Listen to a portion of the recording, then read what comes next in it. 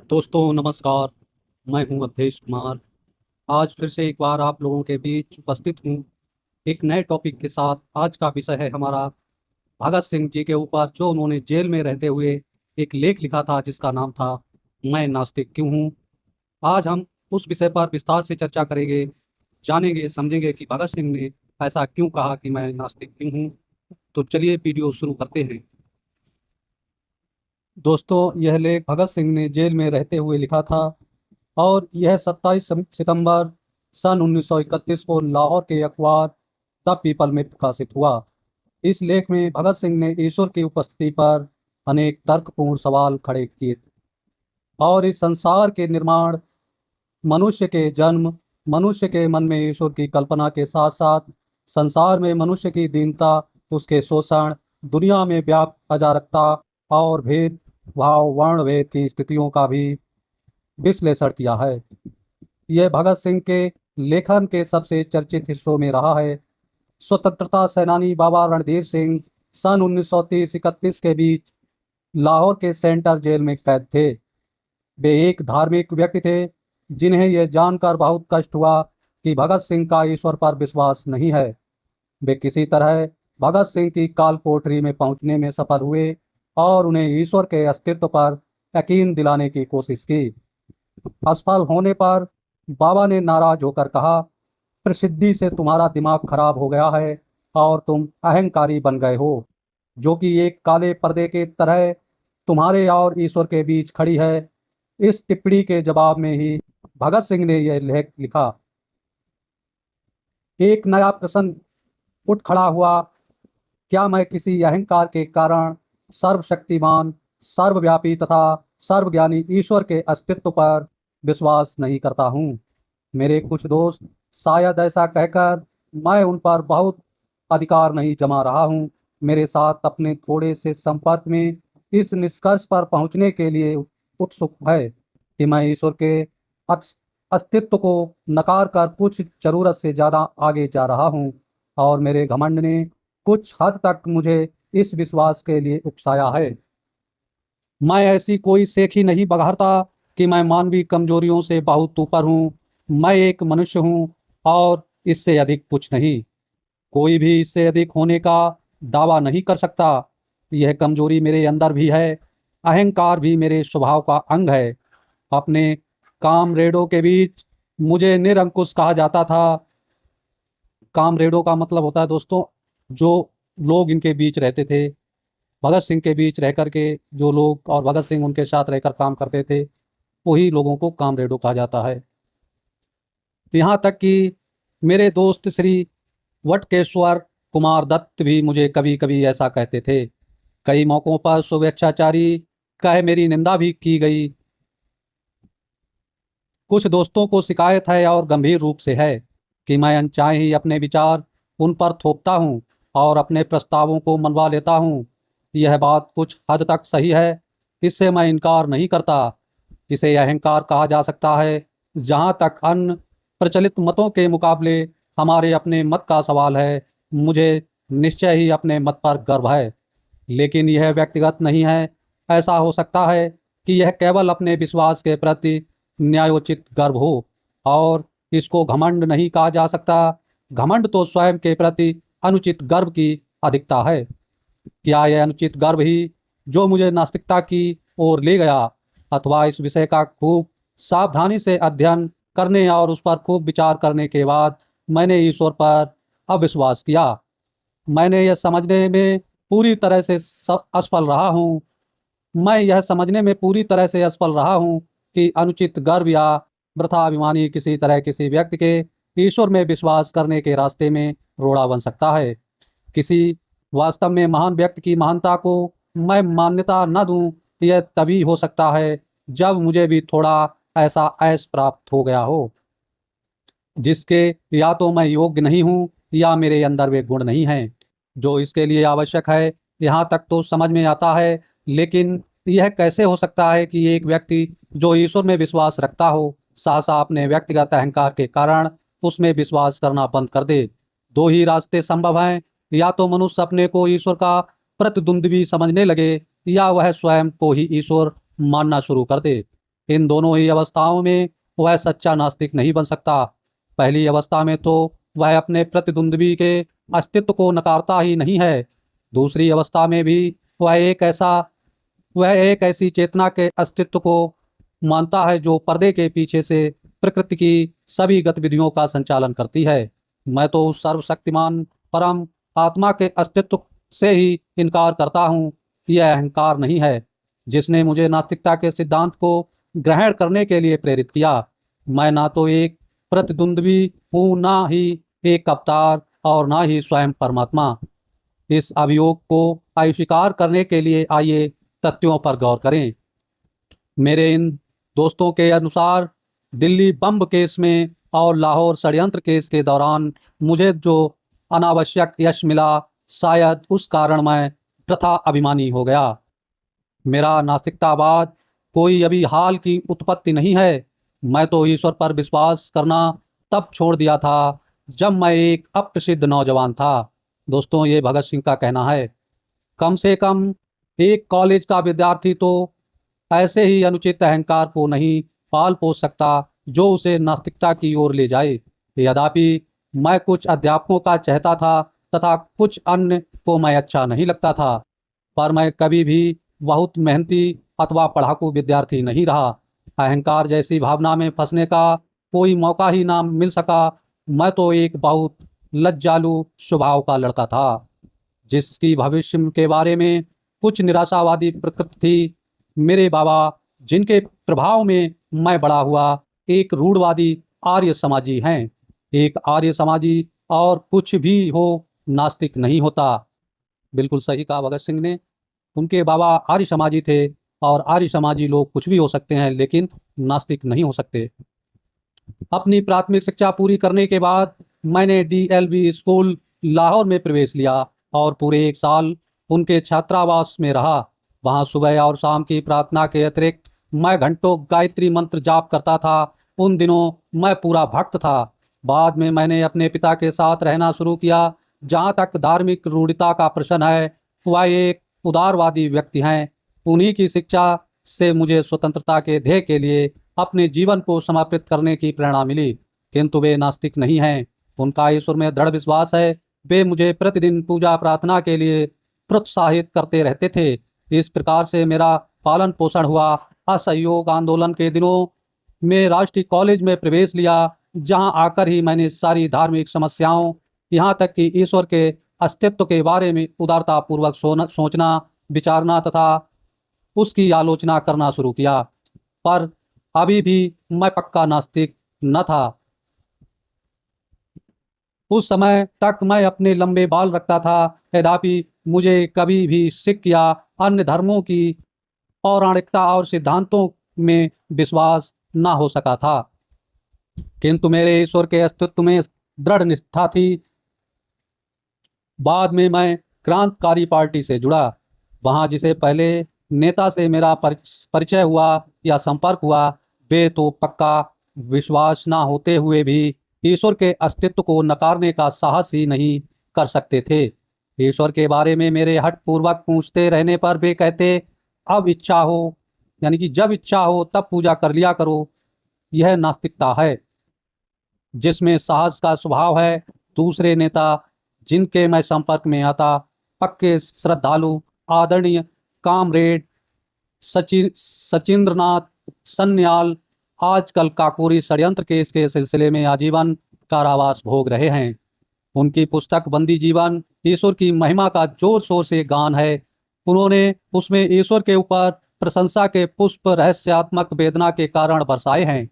28 जनवरी 1925 को पूरे भारत में जो दी रिवोल्यूशनरी क्रांतिकारी पर्चा बांटा गया था, वह उन्हीं के बौद्धिक श्रम का परिणाम है। उसमें सर्वशक्तिमान और उनकी लीला एवं कार्यों की प्रशंसा की गई है। मेरा ईश्वर के प्रति अविश्वास का भाव क्रांतिकारी दल में भी प्रस्फुटित नहीं हुआ था। काकोरी के सभी 4 शहीदों ने अपने अंतिम दिन भजन प्रार्थना में गुजारे थे।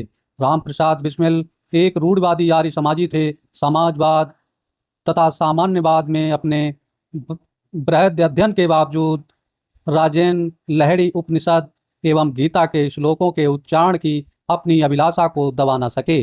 मैंने उन सब में सिर्फ एक ही व्यक्ति को देखा जो कभी प्रार्थना नहीं करता था और कहता था दर्शन शास्त्र मनुष्य की दुर्बलता अथवा ज्ञान के सीमित होने के कारण उत्पन्न होता है।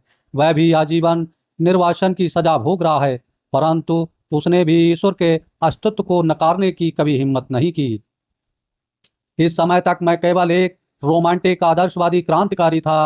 अब तक हम दूसरों का अनुसरण करते थे, अब अपने कंधों पर जिम्मेदारी उठाने का समय था। यह मेरे क्रांतिकारी जीवन का एक निर्णायक बिंदु था। अध्ययन की पुकार मेरे मन में गलियारों में गूंज रही थी। विरोधियों द्वारा रखे गए तर्कों का सामना करने योग्य बनने के लिए अध्ययन करो, अपने मत के पक्ष में तर्क देने के लिए सूक्ष्म होने के वास्ते पढ़ो। मैंने पढ़ना शुरू कर दिया। इससे मेरे पुराने विचार व विश्वास अद्भुत रूप से परिष्कृत हुए। रोमांस की जगह गंभीर विचारों ने ले ली, न और अधिक रहस्यवाद, न ही अंधविश्वास। यथार्थवाद हमारा आधार बना। मुझे विश्व क्रांति के अनेक आदर्शों के बारे में पढ़ने का खूब मौका मिला। मैंने अजारकतावादी नेता बकनिल को पढ़ा, कुछ सामान साम्यवाद के पिता मास्को, किंतु अधिक लेनिन, ट्रॉट्स्की व अन्य लोगों को पढ़ा जो अपने देश में सफलतापूर्वक क्रांति लाए थे। ये सभी नास्तिक थे। बाद में मुझे निर्लम्ब स्वामी की पुस्तक सहज ज्ञान मिली।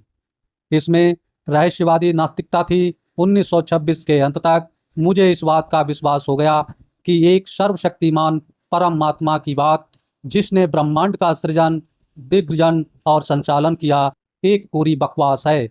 मैंने अपने इस अविश्वास को प्रदर्शित किया। मैंने इस विषय पर अनेक दोस्तों से बहस की। मैं एक घोषित नास्तिक हो चुका था। मई 1927 में मैं लाहौर में गिरफ्तार हुआ। रेलवे पुलिस हवालात में मुझे 1 महीना काटना पड़ा। पुलिस अफसरों ने मुझे बताया कि मैं लखनऊ में था जब वहाँ काकोरी दल का मुकदमा चल रहा था, कि मैंने उन्हें छुड़ाने की किसी योजना पर बात की थी, कि उनकी सहमति पाने के बाद हमने कुछ बम प्राप्त किए थे, कि सन 1927 में दशहरा के अवसर पर उन बम्बों में से एक परीक्षण के लिए भीड़ पर फेंका गया, कि यदि मैं क्रांतिकारी दल की गतिविधियों पर प्रकाश डालने वाला एक वक्तव्य दे दूं तो मुझे गिरफ्तार नहीं किया जाएगा और इसके विपरीत मुझे अदालत में मुखबिर की तरह पेश किए बगैर रिहा कर दिया जाएगा और इनाम भी दिया जाएगा। मैं इस प्रस्ताव पर हंसा। यह सब बेकार की बात थी। हम लोगों की भांति विचार रखने वाले अपनी निर्दोष जनता पर बम नहीं फेंका करते। एक दिन सुबह सीआईडी के वरिष्ठ अधीक्षक श्री न्यूमन ने कहा कि यदि मैंने वैसा वक्तव्य नहीं दिया तो मुझ पर काकोरी केस के संबंधित विद्रोह छेड़ने के षड्यंत्र तथा दशहरा उपद्रव में क्रूर हत्याओं के लिए मुकदमा चलाने पर बाध्य होंगे, और कि उनके पास मुझे सजा दिलाने व फांसी पर लटकवाने के लिए उचित प्रमाण है।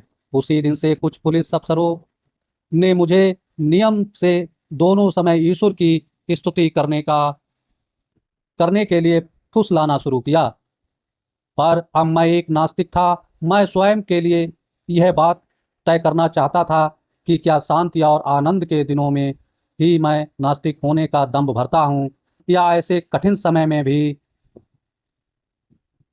मैं उन सिद्धांतों पर अडिग रह सकता हूँ। बहुत सोचने के बाद मैंने निश्चय किया कि किसी भी तरह ईश्वर पर विश्वास अथवा प्रार्थना मैं नहीं कर सकता। मैंने एक क्षण के लिए भी नहीं की। यही असली परीक्षण था और मैं सफल रहा। अब मैं एक पक्का अविश्वासी था और तब से लगातार हूँ। इस परीक्षण पर खरा उतरना आसान काम न था। विश्वास कष्टों को हल्का कर देता है, यहाँ तक कि उन्हें सुखाकर बना सकता है, यहाँ तक कि उन्हें सुख कर बना सकता है।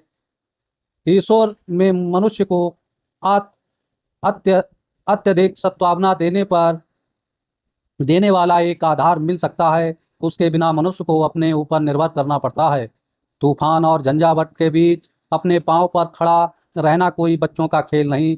परीक्षा की इन घड़ियों में अहंकार यदि है तो भाव बनकर उड़ जाता है और मनुष्य अपने विश्वास को ठुकराने का साहस नहीं कर पाता। यदि ऐसा करता है तो इससे यह निष्कर्ष निकलता है कि उसके पास सिर्फ अहंकार नहीं वरन कोई अन्य शक्ति है। आज बिल्कुल वैसी ही स्थिति है। निर्णय का पूरा पूरा पता है। 1 सप्ताह के अंदर ही ये घोषित हो जाएगा कि मैं अपना जीवन एक ध्येय पर न्यौछावर करने जा रहा हूँ। इस विचार के अतिरिक्त और क्या सद्भावना हो सकती है? ईश्वर में विश्वास करने वाला हिंदू पुनर्जन्म पर राजा होने की आशा कर सकता है। एक मुसलमान या ईसाई स्वर्ग में व्याप्त समृद्धि के आनंद की तथा अपने कष्टों और बलिदान के लिए पुरस्कार की कल्पना कर सकता है। किंतु मैं क्या आशा करूं? मैं जानता हूं कि जिस क्षण रस्सी का फंदा मेरी गर्दन पर लगेगा और मेरे पांव के नीचे से तख्ता हटेगा, वह पूर्ण विराम होगा। वह अंतिम क्षण होगा। मैं या मेरी आत्मा सब वहीं समाप्त हो जाएंगी। आगे कुछ न रहेगा। एक छोटी सी जूझती हुई जिंदगी जिसकी कोई ऐसी गौरवशाली परिणति नहीं है, अपने में स्वयं एक पुरस्कार होगी यदि मुझ में इस दृष्टि से देखने का साहस हो। बिना किसी स्वार्थ के यहाँ के बाद पुरस्कार की इच्छा के बिना मैंने अनासक्त भाव से अपने जीवन को स्वतंत्रता स्वतंत्रता के ध्येय पर समर्पित कर दिया है, क्योंकि मैं और कुछ कर ही नहीं सकता था। जिस दिन हमें इस मनोवृत्ति के बहुत से पुरुष और महिलाएं मिल जाएंगे और अपने जीवन को मनुष्य की सेवा और पीड़ित मानवता के उद्धार के अतिरिक्त कहीं समर्पित कर ही नहीं सकते, उसी दिन मुक्ति के युग का शुभारंभ होगा। वे शोषकों, उत्पीड़कों और अत्याचारियों को चुनौती देने के लिए उत्प्रेरित होंगे। इसलिए नहीं कि उन्हें राजा बनना है या कोई अन्य पुरस्कार प्राप्त करना है, यहाँ या अगले जन्म में या मरणोपरांत स्वर्ग में। उन्हें तो मानवता की गर्दन से दासता का जुआ उतार फेंकने और मुक्त एवं शांति स्थापित करने के लिए इस मार्ग को अपनाना होगा।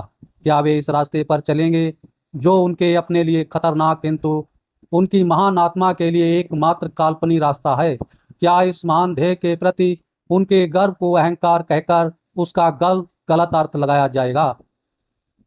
कौन इस बात के घृणित विश्लेषण बोलने का साहस करेगा? या तो वह मूर्ख है या धूर्त। हमें चाहिए कि उसे क्षमा कर दें, क्योंकि वह उस हृदय में उद्वेलित उच्च विचारों, भावनाओं, आवेगों तथा उनकी गहराइयों को महसूस नहीं कर सकता।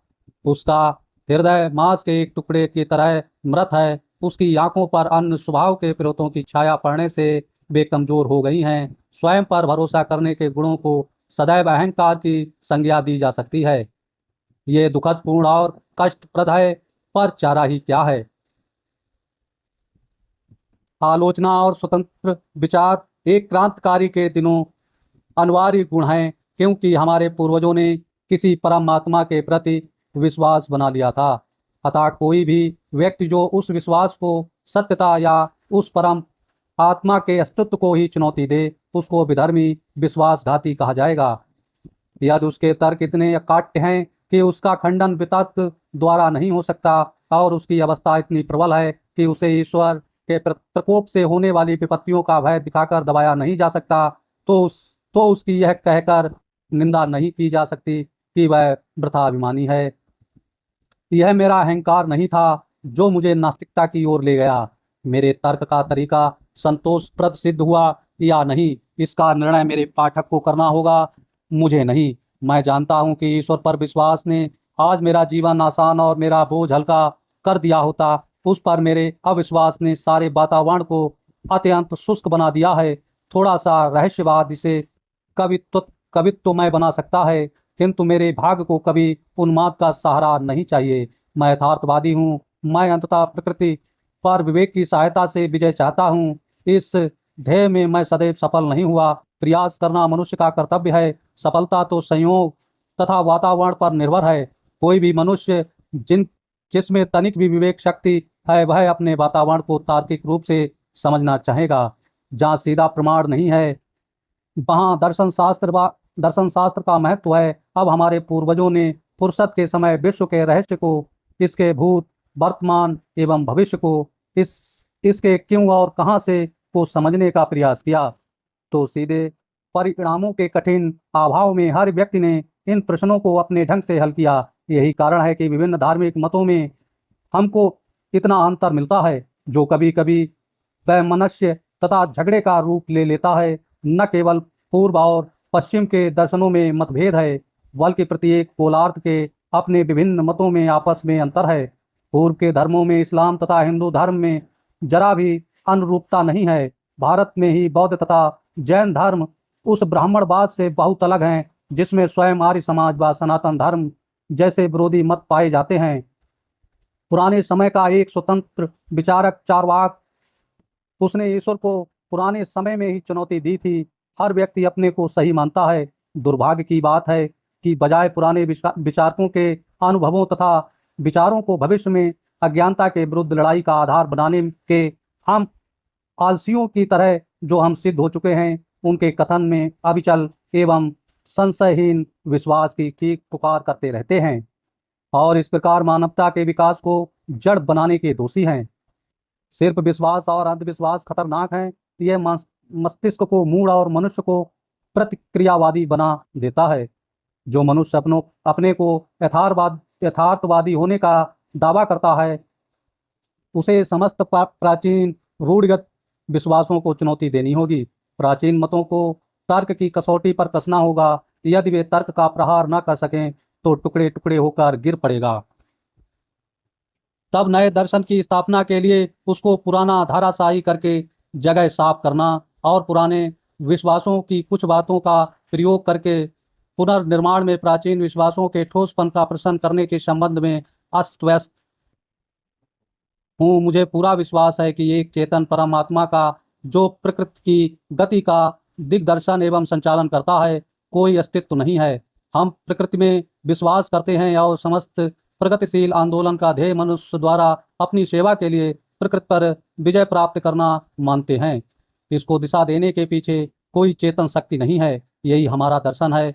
हम आस्तिकों से कुछ प्रश्न करना चाहते हैं। यदि आपका विश्वास है कि एक सर्वशक्तिमान, सर्वव्यापक और सर्वज्ञानी ईश्वर है जिसने विश्व की रचना की, तो कृपया करके मुझे यह बताएं कि उसने ये रचना क्यों की।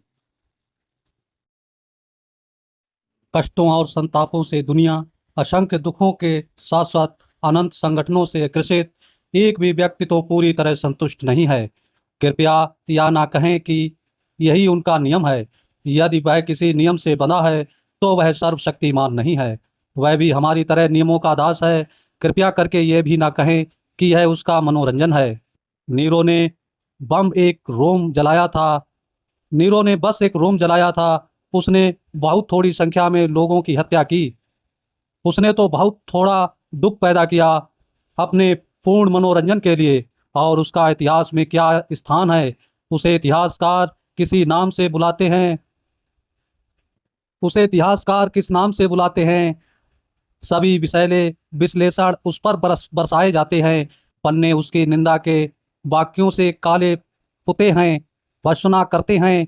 नीरो एक हृदयहीन, निर्दयी, दुष्ट, एक चंगेज खां ने अपने आनंद के लिए कुछ हजार जानें ले ली और आज हम उसके नाम से घृणा करते हैं।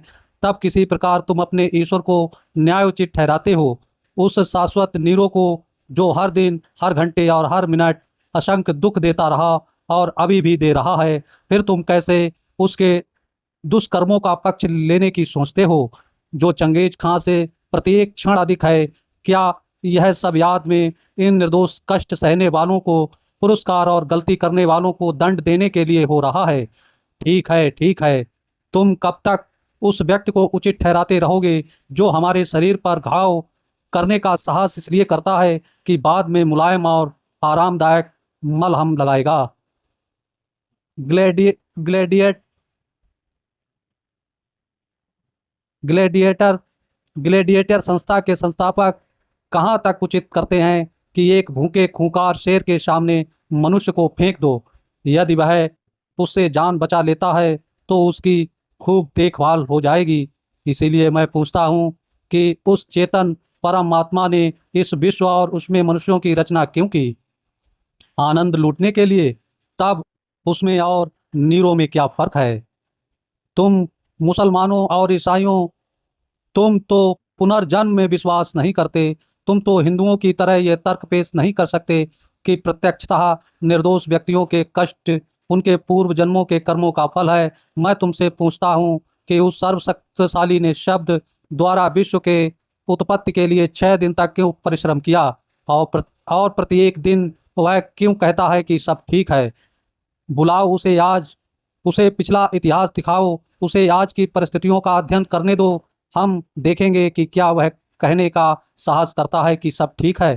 कारावास की काल कोठरियों से लेकर झोपड़ियों की बस्तियों तक, भूख से तड़पते लाखों इंसानों से लेकर उन शोषित मजदूरों से लेकर जो पूंजीवादी पिशाच द्वारा खून चूसने की क्रिया को धैर्यपूर्वक निरुत्साह से देख रहे हैं, तथा उन मानव शक्ति की बर्बादी देख रहे हैं जिसे देखकर कोई भी व्यक्ति जिसे तनिक भी सहज ज्ञान है भय से सिरह उठेगा।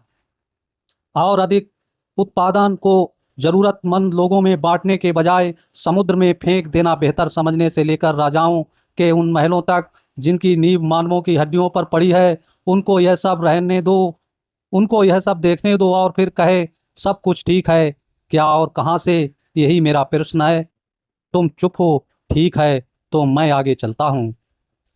और तुम हिंदुओं, तुम कहते हो कि आज जो कष्ट भोग रहे हैं वे पुनर्जन्म के पापी हैं और आज के उत्पीड़क पिछले जन्म में साधु पुरुष थे, अतः वे सत्ता का आनंद लूट रहे हैं। मुझे यह मानना पड़ता है कि आपके पूर्वज बहुत चालाक व्यक्ति थे जिन्होंने ऐसे सिद्धांत गढ़े जिनमें तर्क और विश्वास के सभी प्रयासों को विफल करने की काफ़ी ताकत है।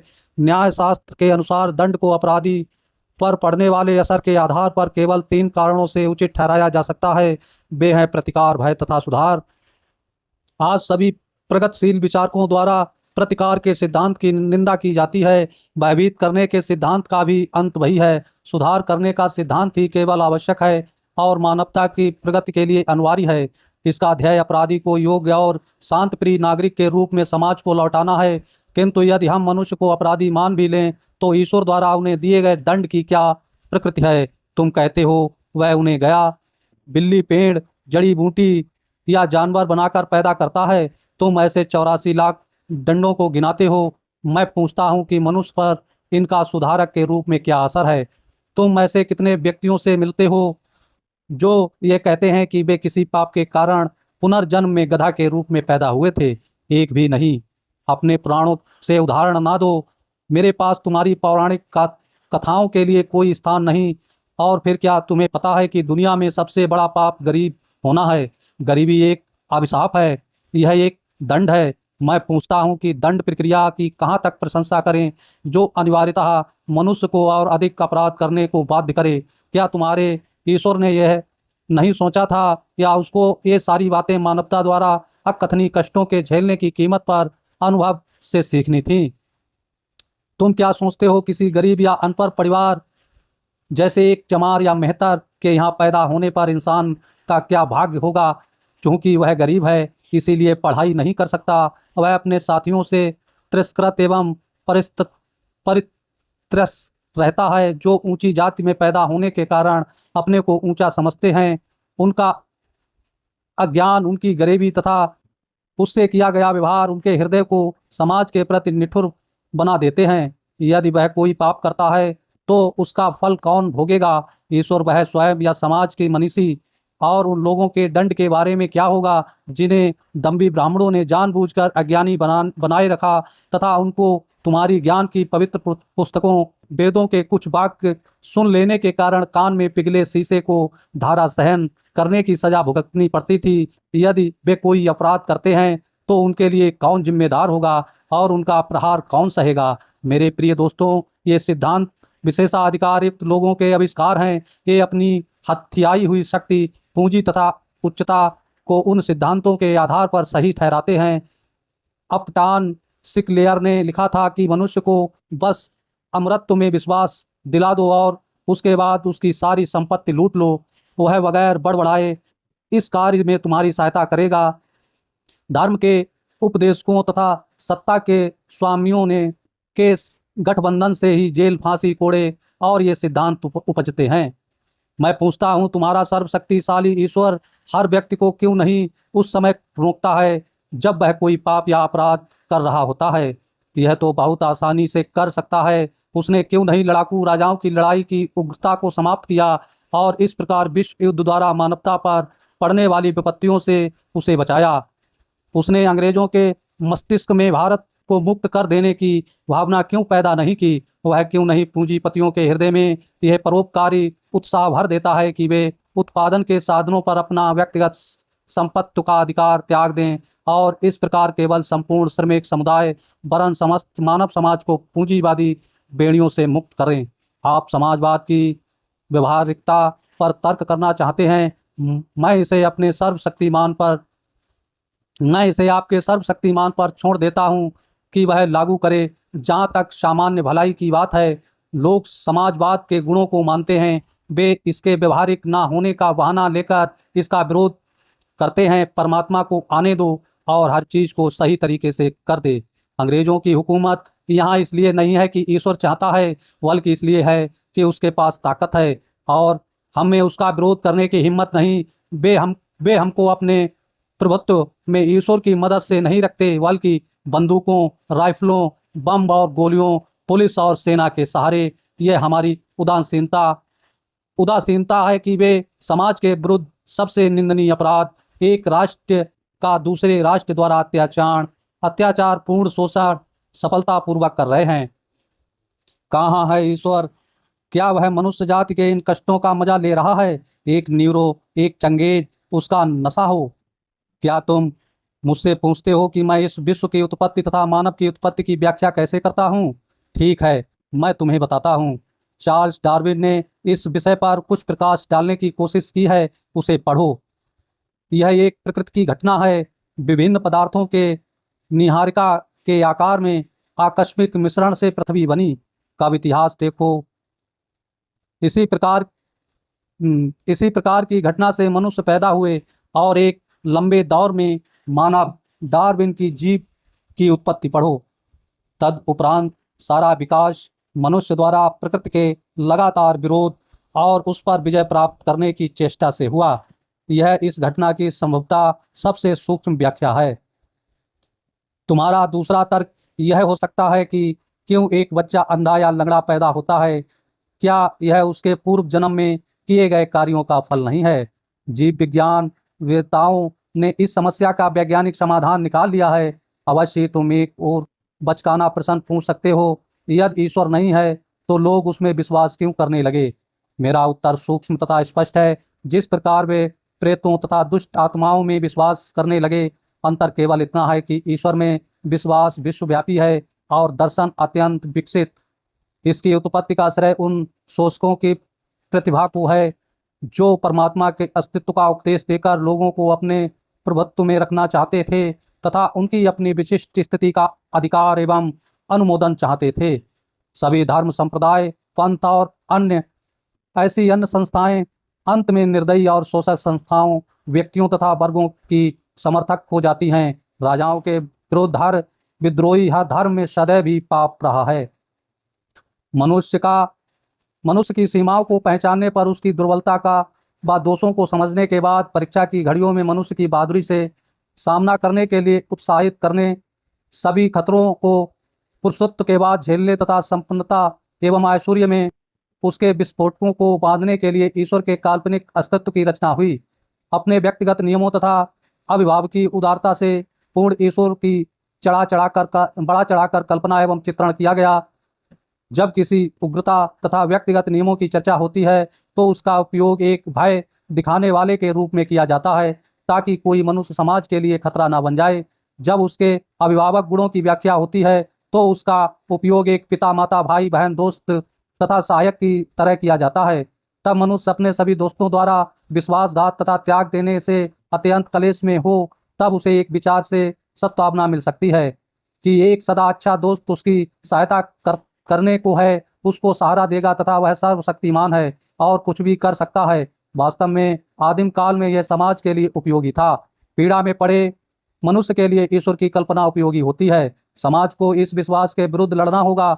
मनुष्य जब अपने पैरों पर खड़ा होने का प्रयास करता है तथा यथार्थवादी बन जाता है, तब उसे श्रद्धा को एक ओर फेंक देना चाहिए और उन सभी कष्टों परेशानियों का पुरुषत्व के साथ सामना करना चाहिए जिसमें परिस्थितियां उसे पलट सकती हैं। यही आज मेरी स्थिति है। यह मेरा अहंकार नहीं है मेरे दोस्त, यह मेरे सोचने का तरीका है जिसने मुझे नास्तिक बनाया है। ईश्वर में विश्वास और रोज ब रोज की प्रार्थना को मैं मनुष्य के लिए सबसे स्वार्थी और गिरा हुआ काम मानता हूँ। मैंने उन नास्तिकों के बारे में पढ़ा है जिन्होंने सभी विपदाओं का बहादुरी से सामना किया। अतः मैं भी एक पुरुष की भांति फांसी के फंदे की अंतिम घड़ी तक सिर को ऊंचा किए खड़ा रहना चाहता हूँ। हमें देखना है कि मैं कैसे निभा पाता हूँ। मेरे एक दोस्त ने मुझे प्रार्थना करने को कहा, तब मैंने उसे नास्तिक होने की बात बताई तो उसने कहा, अपने अंतिम दिनों में तुम विश्वास करने लगोगे। मैंने कहा, नहीं प्यारे दोस्त, ऐसा नहीं होगा। मैं इसे अपने लिए अपमानजनक तथा भ्रष्ट होने की बात समझता हूँ। स्वार्थी कारणों से मैं प्रार्थना नहीं करूँगा। पाठकों और दोस्तों, क्या यह अहंकार है? अगर है तो मैं स्वीकार करता हूँ। दोस्तों, मैंने पूरा लेख भगत सिंह जी का लिखा हुआ आपके सामने पढ़ कर के सुना दिया है। आप लोगों का भी अब कर्तव्य है कि इस लेख को ज़्यादा से ज़्यादा लोगों के बीच शेयर करें और वीडियो को लाइक करें, हमारे चैनल को सब्सक्राइब करें। तो मिलते हैं अगली वीडियो में किसी अच्छे से टॉपिक के साथ। तब तक के लिए आप